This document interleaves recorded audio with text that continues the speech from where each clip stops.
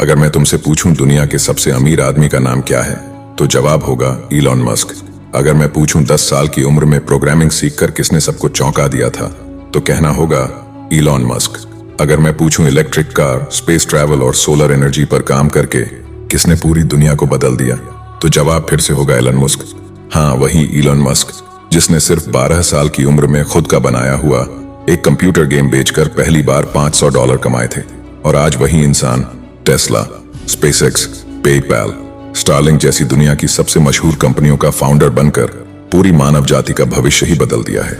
एक इंसान के अंदर कितना कॉन्फिडेंस और कितनी जिद होनी चाहिए कि वो मंगल ग्रह पर इंसान बसाने का सपना देख सके। असल में ये इलॉन मस्क के अलावा और कोई नहीं सोच सकता, क्योंकि उसकी हिम्मत और इनोवेटिव सोच ने ही उसे आज इस मुकाम तक पहुंचाया है और उसे सबसे अमीर बना दिया है। दोस्तों, कैसा होगा अगर इलॉन मस्क ने अपनी जिंदगी में जो कुछ भी सीखा, जिससे उसने पूरी दुनिया को बदल दिया, वो मैं तुम्हें सिर्फ एक वीडियो के जरिए सिखा दूं? जरूर अच्छा लगेगा, है ना?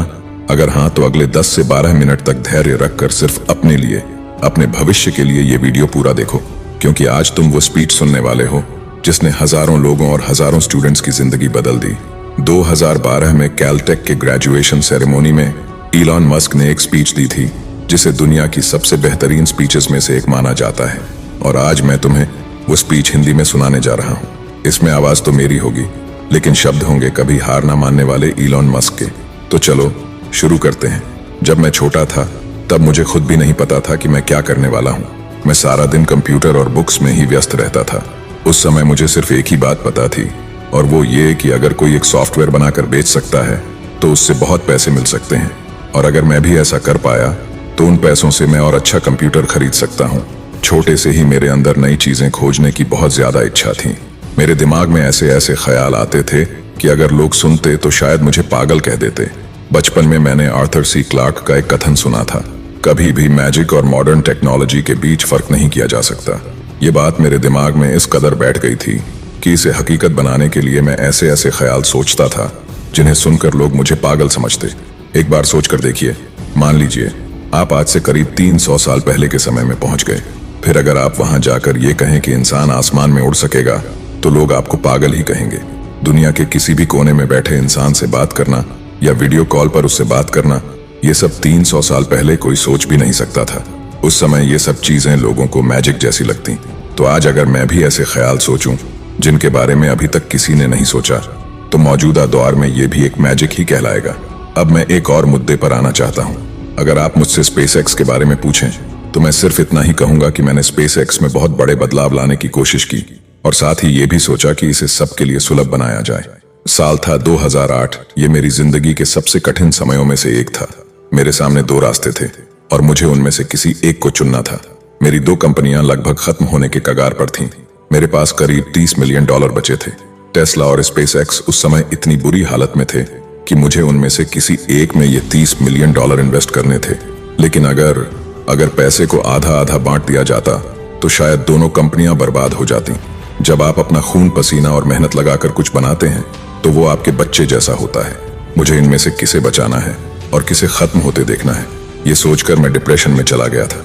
लेकिन आखिर में मैंने फैसला किया कि चाहे जो हो जाए, मैं अपनी आंखों के सामने किसी को भी बर्बाद होते नहीं देख सकता। इसलिए मैंने अपनी सारी पूंजी दोनों कंपनियों में बराबर बराबर इन्वेस्ट कर दी।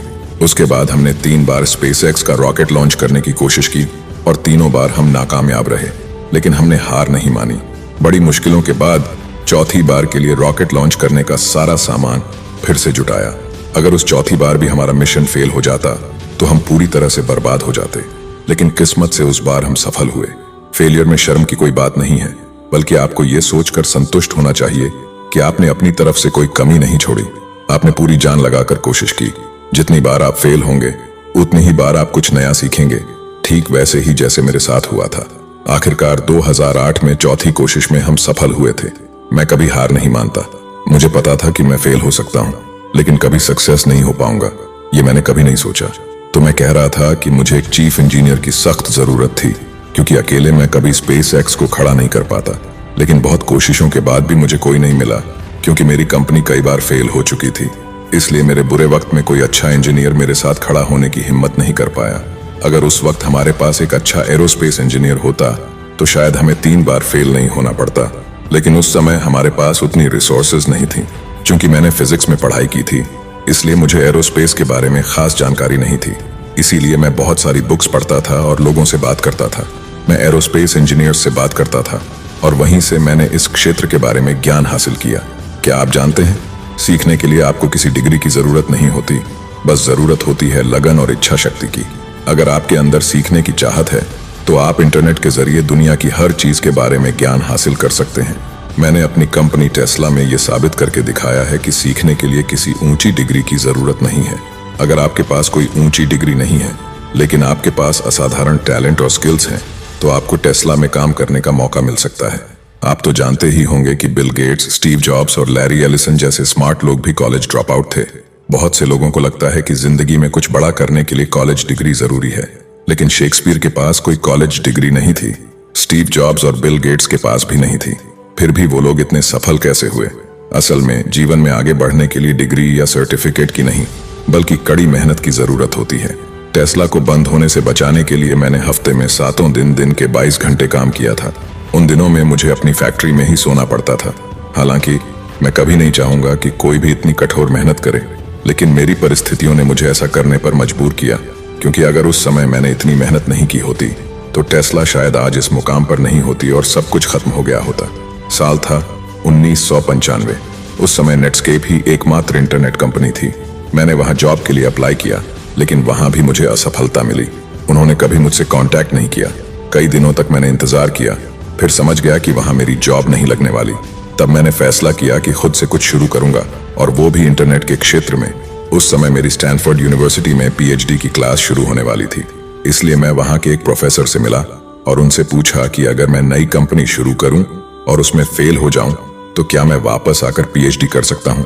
उन्होंने मुझे भरोसा दिलाया कि अगर मैं वापस आना चाहूं तो पीएचडी फिर से शुरू कर सकता हूं। इसके बाद मैंने और मेरे भाई ने मिलकर अपनी पहली कंपनी जिप2 शुरू की। उस समय मेरे पास इतना भी पैसा नहीं था कि एक रेजिडेंशियल अपार्टमेंट किराए पर ले सकूं। हमने एक छोटा सा ऑफिस किराए पर लिया और उसी ऑफिस के सोफा पर हम सोते थे। हमारे पास सिर्फ एक ही कंप्यूटर था। बिना सोए रात भर जागकर मुझे मेहनत करनी पड़ती थी।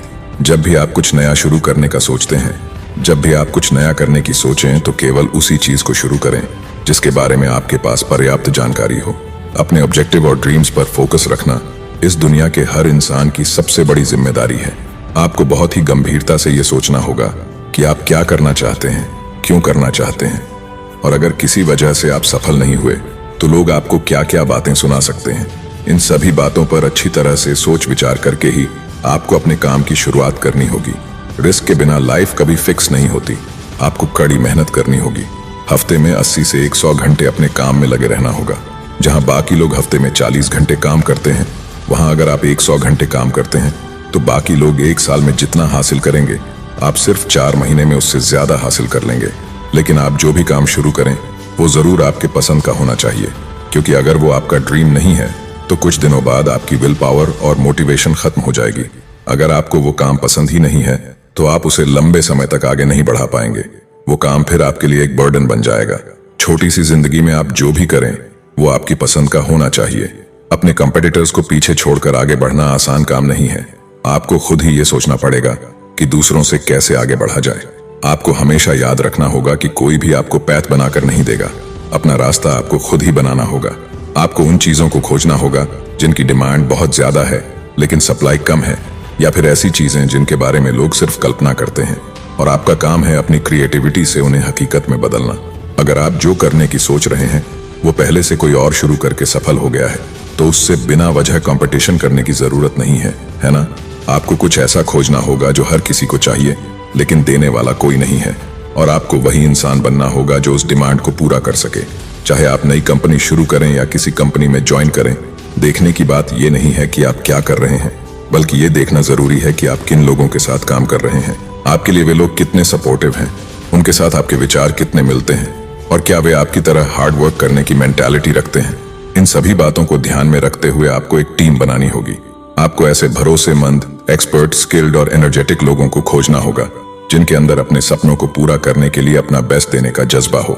आपकी कंपनी की सक्सेस पूरी तरह से आपकी टीम के लोगों की स्किल्स और उनके वर्क क्वालिटी पर निर्भर करेगी। वे लोग कितने मेहनती और हार्ड वर्किंग हैं, उस पर ही आपकी कंपनी का भविष्य टिका होगा। आपको बहुत ही समझदारी और बुद्धिमानी के साथ डिसीजंस लेने होंगे। बिना वजह ऐसे किसी काम पर पैसा खर्च मत करें जो आपको प्रॉफिट न दे। आपको बहुत सोच समझकर इन्वेस्ट करना होगा और सिर्फ उन्हीं चीजों पर इन्वेस्ट करना होगा जिनसे आपको बेनिफिट मिले। दूसरों की कॉपी करने की कोई जरूरत नहीं है। आपको अपनी राह खुद बनानी होगी। दूसरों को फॉलो करके कभी सक्सेस नहीं मिल सकती, क्योंकि जिनको आप फॉलो करते हैं वे पहले ही उस स्टेप से सक्सेसफुल हो चुके होते हैं और तब आप उस स्टेप को अपनाते हैं। ऐसे में लोग आपके पास क्यों आएंगे? क्योंकि जिनको आप फॉलो कर रहे हैं वे पहले से ही फेमस हैं। इसलिए किसी की नकल करने के बजाय कुछ अलग और नया करने की कोशिश करें। गहराई से सोचें और ऐसे आइडियाज ढूंढें जो आपको सक्सेस का रास्ता दिखा सकें। जिंदगी में रिस्क तो लेना ही पड़ेगा और रिस्क लेने का सबसे सही समय है यूथ यानी जवानी का समय, क्योंकि तब आपके ऊपर कोई बड़ी जिम्मेदारी नहीं होती। जैसे जैसे आपकी उम्र बढ़ेगी वैसे वैसे आपके ऊपर जिम्मेदारियां भी बढ़ेंगी और फिर उस समय रिस्क लेना ठीक नहीं होगा, क्योंकि तब आप अकेले रिस्क नहीं ले रहे होंगे बल्कि अपने परिवार और अपने प्रियजनों को भी रिस्क में डाल रहे होंगे। इसीलिए मैं आपको कहता हूं कि जिंदगी में इन जिम्मेदारियों के आने से पहले ही रिस्क लेना चाहिए। यही सही समय है। आपको अपने ऊपर कॉन्फिडेंस रखना होगा और पूरी मेहनत से कोशिश करनी होगी ताकि बाद में आपको खुद पर अफसोस ना हो। सोशल मीडिया पर ध्यान देना बंद करें, क्योंकि ये सब एक दिखावा है। लोग असलियत में जैसे हैं उससे कई गुना बेहतर बनाकर वे खुद को सोशल मीडिया पर दिखाते हैं। हालात चाहे जैसे भी हों, तस्वीर खिंचवाते समय हर कोई चाहता है कि वो सबसे सुंदर दिखे और यही सच्चाई है। असल में लोग जितने खुश हैं उससे ज्यादा खुश दिखाकर खुद को सोशल मीडिया पर पेश करते हैं और आज के दौर में यही ट्रेंड बन चुका है। दूसरों के इस फेक प्रेजेंटेशन को देखकर आप अपने कॉन्फिडेंस को खो बैठते हैं और आपको लगने लगता है कि आप अच्छे नहीं हैं या आप खुश नहीं हैं, जिससे आप डिप्रेशन में भी जा सकते हैं। लेकिन सच्चाई ये है कि जिन लोगों को देखकर आपको लगता है कि वे आपसे ज्यादा खुश हैं, असलियत में वे आपसे भी ज्यादा दुखी हो सकते हैं। इसलिए कौन क्या कर रहा है ये देखने के बजाय आईने के सामने खड़े होकर खुद को देखिए। खुद से सवाल कीजिए कि आपको अभी क्या करना चाहिए। जब आपको इसका जवाब मिल जाए तो कमेंट में जरूर बताइएगा। वीडियो अगर पसंद आई हो तो इस वीडियो को लाइक करके चैनल को सब्सक्राइब कर देना। मैं आपका दोस्त मजनू चलता हूँ। बाय।